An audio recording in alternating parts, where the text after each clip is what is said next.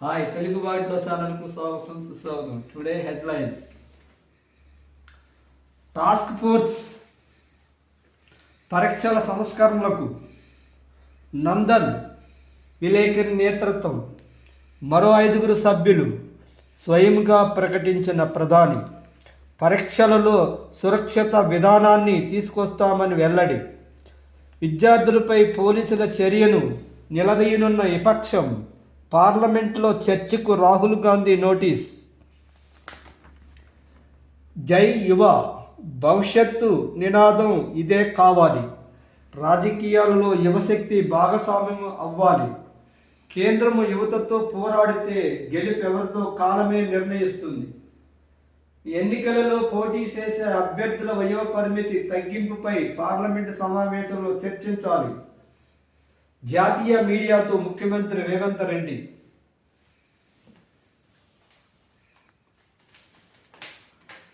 విచారణే శిక్షలేవి. వేళ్లు గడుస్తున్న కొలిక్కి రాని ప్రశ్నాపత్రాల లీకేజీ కేసులు. విఫలమవుతున్న దర్యాప్తు సంస్థలు. నడి రోడ్డుపై OMR సీట్లు. TGPSC పరిపాలన వైఫల్యం. 2018 నాటి వసతి సంక్షేమాధికారి పరీక్షల పత్రాలు బహిర్గతం. విచారణకు సిద్ధమైన ఇంటెలిజెన్స్ TJPC వర్గాలు. ఆదిలాబాద్ విమానాశ్రయంలో ముందడుగు. 2275 కోట్లు మంజూరు చేసిన ప్రభుత్వం. 2009 ఎకరాలు సేకరించనున్న యంత్రాంగం. నిలబడు తలపడు.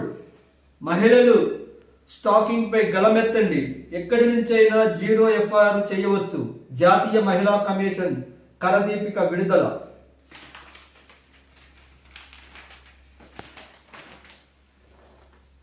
తెలంగాణ గేమ్ చేంజర్గా బుల్లెట్ రైలు.